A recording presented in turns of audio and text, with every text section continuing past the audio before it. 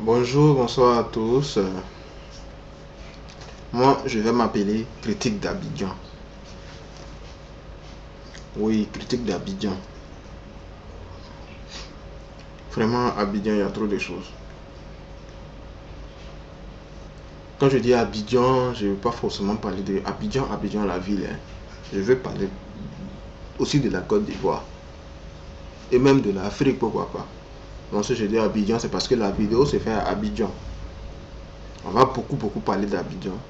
Du temps aussi de l'intérieur. Et puis de temps en temps, voilà quoi, de l'Afrique, pourquoi pas. C'est notre continent.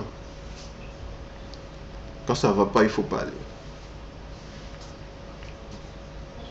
Déjà, je m'excuse pour la qualité de la vidéo.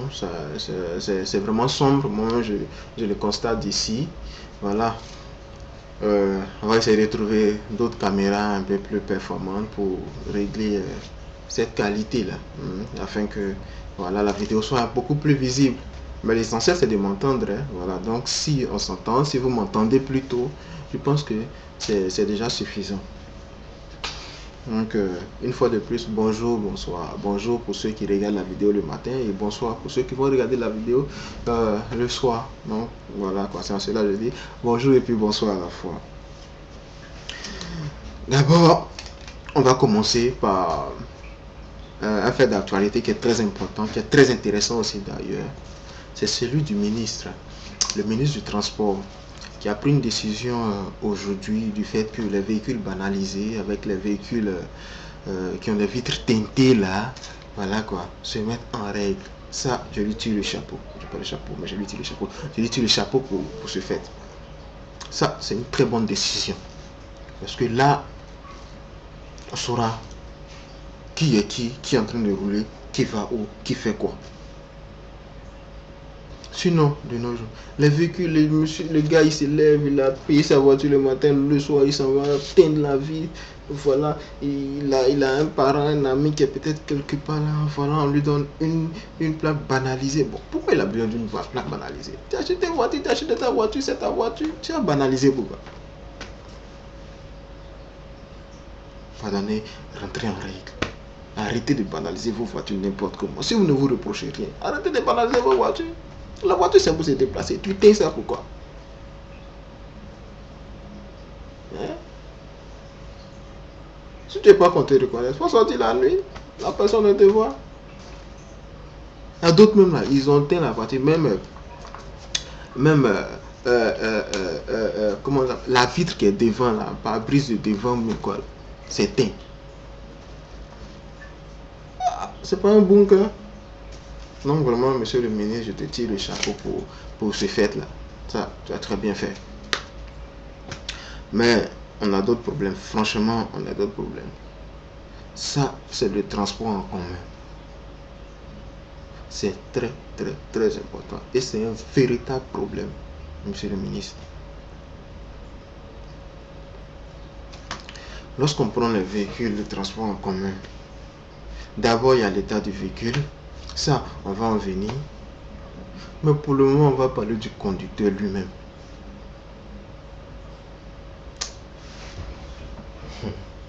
Monsieur le ministre, les enfants vont nous tuer. Oui, hein. Les enfants vont nous tuer. Quand tu veux emprunter un véhicule, communément appelé Baka, mais quand tu vois le chauffeur, il n'a même pas 20 ans. Souvent, il n'a même pas, tu penses même qu'il a 16 ans. Mais c'est lui là, tu veux qu'il roule comment? Quelqu'un qui n'a pas de responsabilité, qui a encore l'idée de jouer encore à les boîtes dans la tête, qui veut prouver à ses amis que lui il est fort au volant. Mais lui là, vous pensez qu'il va rouler comment? Mais il va rouler n'importe comment. J'ai fait une comparaison. Peut-être que les autres ne l'ont pas fait. Mais j'ai comparé et puis j'ai compris que lorsqu'un véhicule de transport est conduit par un adulte, la conduite est mieux, nettement mieux, 100 fois mieux que quand c'est un jeune de moins de 30 ans qui est au volant. Oui, faites la remarque aussi. Faites la remarque.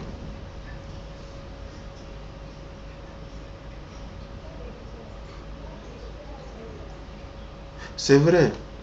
Le permis, c'est à partir de 18 ans. On peut même mettre à 16 ans, il n'y a pas de problème. Mais de grâce, pardonnez les autorités qui s'en occupent là. Si le gars il a passé son permis à 18 ans là, il faut que ça soit pour conduire sa voiture personnelle. Mais pour transporter les passagers là, il faut que la personne ait au moins 30 ans. On sait au moins que la personne est réfléchie, la personne est responsable, hein, et puis la personne est vraiment consciente de ce qu'elle fait. Mais on laisse les enfants de 18 ans, de 20 ans, de 21 ans, de 21 ans, qui n'ont même pas de responsabilité, qui n'ont rien dans la tête, en train de transporter des adultes, des personnes, hein, plus de 20 personnes, 30 personnes, voire même plus dans la commune. Mais où vous voulez qu'ils fassent quoi? Des gens qui démarrent en trompe, ils se croient sûrs dans la voiture. Ils veulent prouver à leurs camarades qui sont sur les gars qu'eux peuvent démarrer en trompe, mais ils ne sont pas sûrs.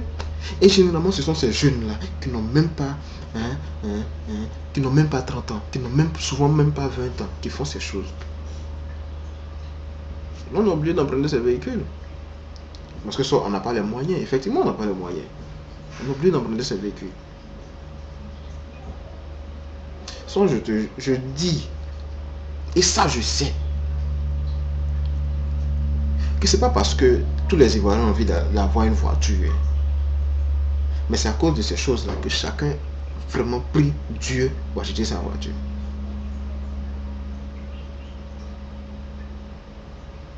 Oui.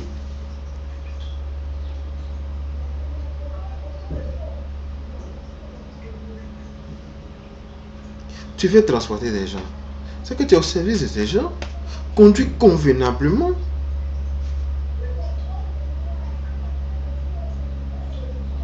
Non, c'est lui.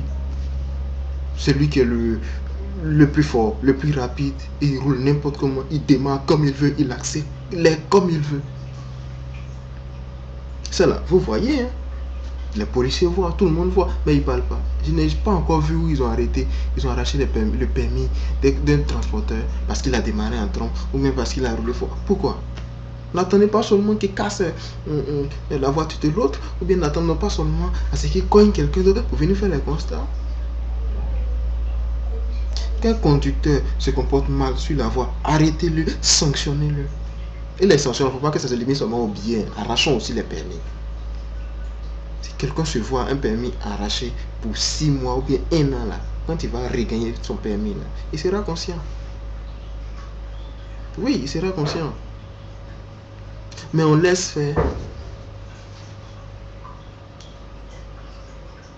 Je vais prendre un cas qui est celui des massas, c'est-à-dire les véhicules qui font la ligne Adjamé-Bingerville.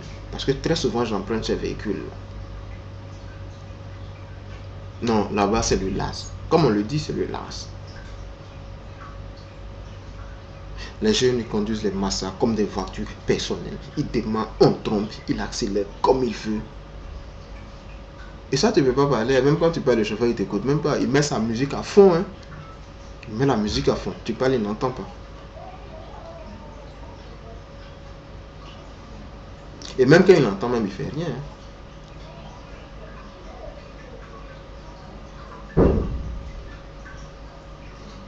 On voit des chauffeurs de massas qui font des manœuvres sur le pont de la CIE Liberté à Djamé. Comment tu peux faire des manœuvres pour retourner là sur le pont? Ça ne se fait pas. Tu bloques carrément la circulation pour faire ta manœuvre.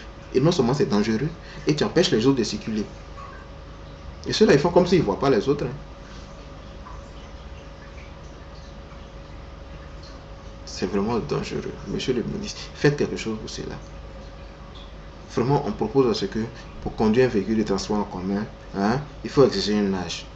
À partir de 30 ans, on pense que les personnes sont responsables et peuvent mieux transporter les gens en toute sécurité. 30 ans.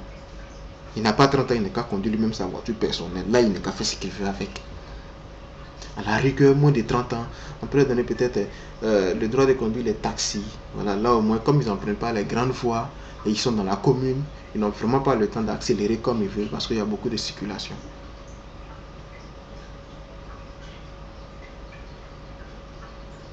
Et ça aussi, même, il ne faut pas laisser les enfants de moins de 20 ans même conduire ces taxis. il faut qu'il ait au moins 20 ans, ou même 25 ans pour conduire les taxis, et 30 ans pour conduire les baka. Celui qui a 16 ans ou bien 18 ans, qui veut conduire, en tout cas, il faut que ce soit sa voiture personnelle.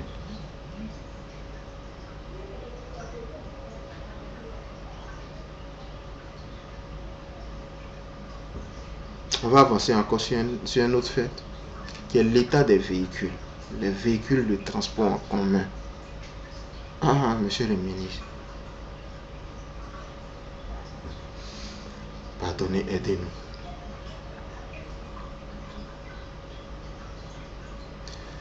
On voit des véhicules qui sont de transport en commun qui sont encore immatriculés A, B. Actuellement, on est âgé. Ça fait combien d'années ces véhicules-là? Normalement, ces véhicules, à partir d'un certain âge-là, ils doivent peut-être transporter peut-être la marchandise désormais, mais plus les passagers. Mais ces véhicules sont dans la circulation, ils transportent les piétons. C'est-à-dire si le véhicule ne roule plus, c'est qu'il a fait un accident grave, il est irrécupérable. Mais pourquoi? Pourquoi on va attendre à ce que le véhicule fasse un accident grave, qu'il soit irrécupérable d'abord avant de ne plus rouler? Non. Exiger l'âge de la voiture pour transporter des passagers. Après d'un certain âge, le véhicule ne doit plus transporter les passagers. Il peut peut-être transporter autre chose. Mais plus des passagers.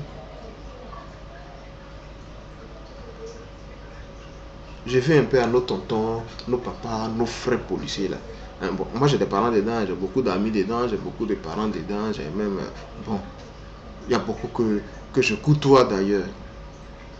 Vraiment, vous faites votre travail comme vous pouvez. Mais vous pouvez faire mieux. Oui, vous pouvez faire beaucoup mieux.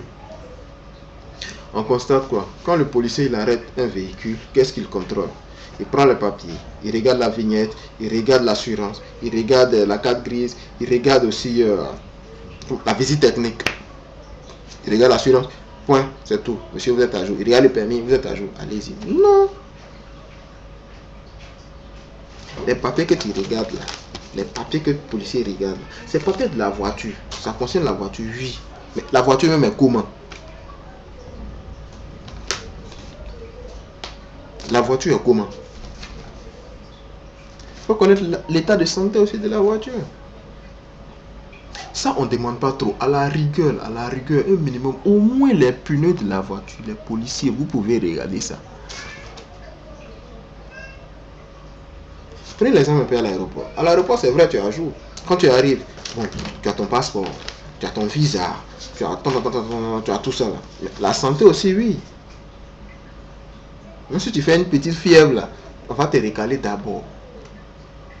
C'est ça. Ils ne se contentent pas seulement de regarder, tu as jour, oui, passeport, visa, tout ça. Non. Même ton carnet de santé peut être à jour. Mais si là, on constate que tu ne te portes pas bien là, tu vas rester. C'est comme ça. On voit la voiture, parce que les papiers, c'est qui a écrit sur les papiers, c'est à jour, oui, donc on laisse passer. Les pneus sont même pas en bon état.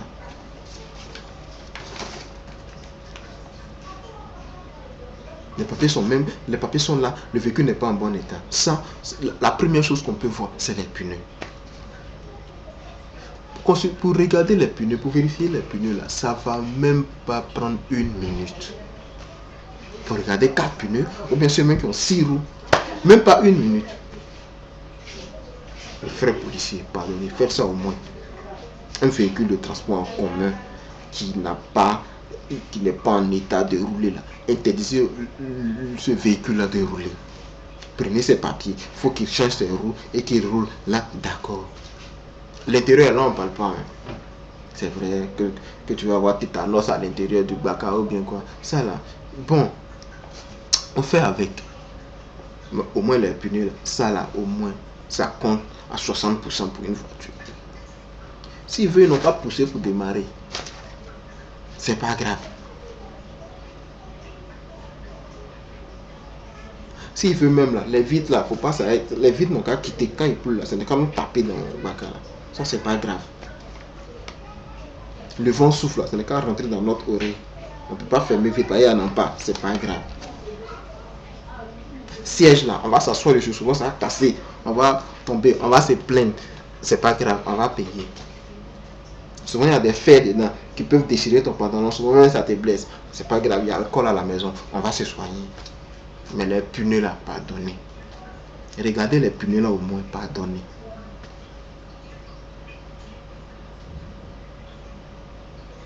Punais là, si ça nous tue là, ça on ne peut rien faire. On ne peut pas soigner un mort. Donc, pardonnez, vous voyez vraiment ce côté là pour nous. Les punais, vraiment, je vous demande pardon. On revient encore à d'autres faits. La circulation à Djamé. Ça là, c'est pas quelque chose de compliqué, c'est très facile à résoudre. Oui, la circulation à Djamé, embouteillage à Djamé. À Djamé, tu peux pas rentrer à Renault, comment ils appellent là, plutôt Wrangler, et puis sortir à Liberté sans stationner. Même si tu veux pas stationner là, tu peux pas faire ça là en moins de 5 minutes. Pourquoi? Parce que les gens stationnent mal. On ne dit rien, on laisse faire. Chacun garde comme il veut, quand il veut, combien de temps. Les gens de Soade là, c'est pas autoroute seulement. Hein. Circuler aussi dans ces coins là. Soade là même, on va venir à celui-là. Hein? Non, je suis en train d'écrire. Soade là, on va venir à celui-là. Ne restez pas seulement sur l'autoroute. Passez aussi moins dans les coins où on sait qu'il y a beaucoup d'embouteillages là. Ça, c'est pas trop vous demander. Ramasser les véhicules des gens là aussi. C'est ce qui se fait ailleurs en Europe. C'est tout ça là qui fait l'émergence. Si on ne peut pas circuler, on va émerger comment?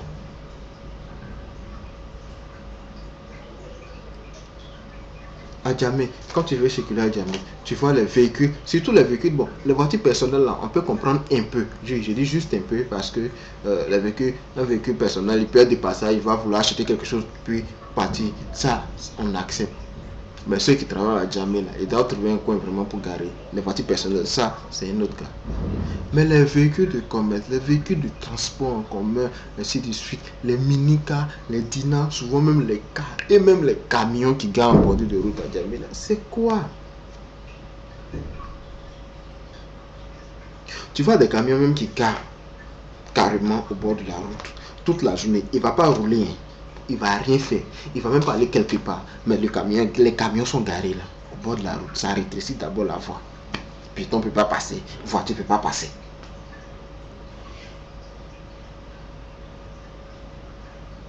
On lui a donné une grande gare derrière Steve. Un peu partout. Mais garez les camions là-bas. Quand vous avez besoin des camions, vous faites venir, vous chargez, vous partez. Je ne vais pas citer le nom de quelqu'un, mais il y a un véhicule en quai. Il y a des camions quand même qu'on a un peu remarqué dans la zone de Renault. Hein? Je ne sais pas s'ils importent le sucre, le riz ou bien je ne sais quoi. En fait, je ne connais pas trop leur activité, mais je sais qu'ils font de l'import-export, un truc comme ça. Mais quand tu arrives à Renault, mais ces camions-là sont garés de part et d'autre, de gauche comme à gauche, à droite, ces véhicules sont stationnés. Des véhicules même qui vont peut-être pas rouler même avant 1 heure, avant 2 heures, avant 5 heures, ou bien même qui vont même pas rouler toute la journée. Ces camions-là sont garés là.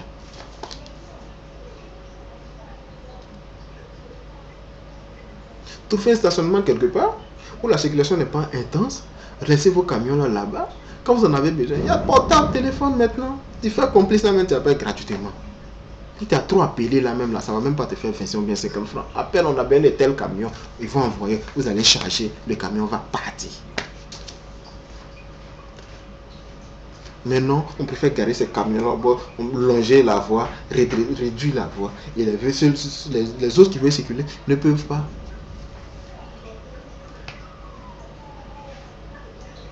C'est pas normal.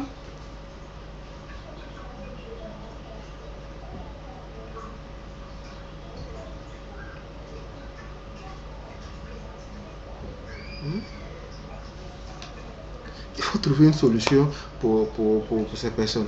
Il y a des gars, il y a des compagnies de transport, par exemple, qui ont 10 cars, qui ont 5 cars, qui ont même plus. Ils se croient obligés de garer tous ces cars-là au bord de la route. Non. Garer un seul car, vous chargez, le car s'en va, un autre vient. C'est comme ça se passe. Mais on ne dit rien. On laisse ces gens-là garer n'importe comment. C'est-à-dire la journée où on a besoin de la voie là, pour circuler là, c'est là ils garent. La nuit maintenant, où la voie est libre, ils doivent garer là, là ils garent plus. Il faut vraiment qu'on voit ça. Je ne sais pas si c'est monsieur le maire qui doit voir, ou bien le ministère du Transport, mais en tout cas, entre vous là, concertez-vous et puis vous allez trouver une solution pour ça. Et c'est pas fini. C'est pareil aussi encore pour nos amis qui sont en liberté, qui chargent là-bas les bacs à les massas de Béréville. Eux là même là, c'est le LAS. Comme on le dit, c'est le LAS. C'est le off quoi. Ils sont libres, chacun roule comme il veut, dans les sens inverses, et puis on gare comme on veut, on sort comme on veut, on manœuvre comme on veut. Bon, voilà, et puis on s'en fiche. Les policiers pardonnés, arracher permis aussi. Ceux qui se sont au chômage pendant 1 mois, 2 mois, 3 mois, bien 6 mois parce qu'il a fait une manœuvre, il va dire à ses amis, ils ne vont plus faire ça. Quand FSC était venu là, ah non. Quand FSC était venu là, il n'y avait plus un bouteillage à jamais. C'est nous maintenant où là, on a tellement parlé que ils sont partis.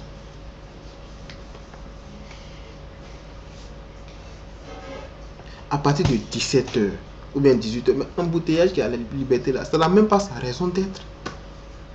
Embouteillage qui se passe à la liberté, c'est là, ça n'a pas sa raison d'être. À partir de 17h, 18h, comment tous les véhicules, près d'une cinquantaine de véhicules, Dina, Massa, vous pouvez venir garer là pour attendre. Ça c'est faux. Non. Organisez-vous.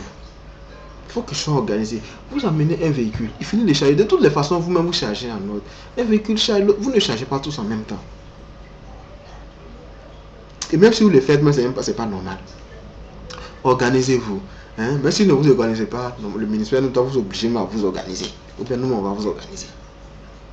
Garer un véhicule, forcément il va charger. Il charge, il s'en va, vous appelez un autre véhicule qui va venir garer, charger et puis partir. Est-ce que vous êtes obligé de venir garer tous les véhicules là en même temps? On ne peut pas circuler. Il y a d'autres, pendant que d'autres sont en train de faire des manœuvres sur le pont, d'autres sont en train de prendre le sens inverse pour venir, d'autres sont en train de, d'autres viennent même. Les ronds-points là, c'est fait pour, c'est vrai quoi c'est rond, les ronds-points là, c'est fait pour aller tourner et puis revenir. Mais c'est trop long pour eux. Il ne peut pas arriver au rond-point qui est à Liberté, là, il ne peut pas arriver là, si Liberté, il ne peut pas aller au rond-point. C'est là, ils toujours venus tourner. Souvent, tu vois, toi, Baka, qui sont en train de tourner, faire des manœuvres, trois en même temps qui font des manœuvres là en même temps. Comment il ne va pas avoir un bouteillage?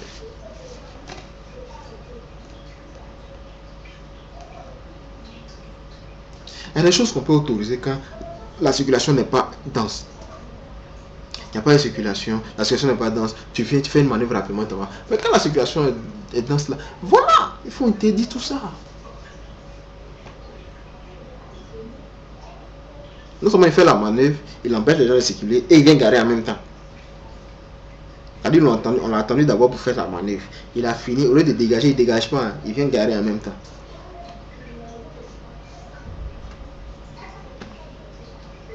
Il faut voir ça.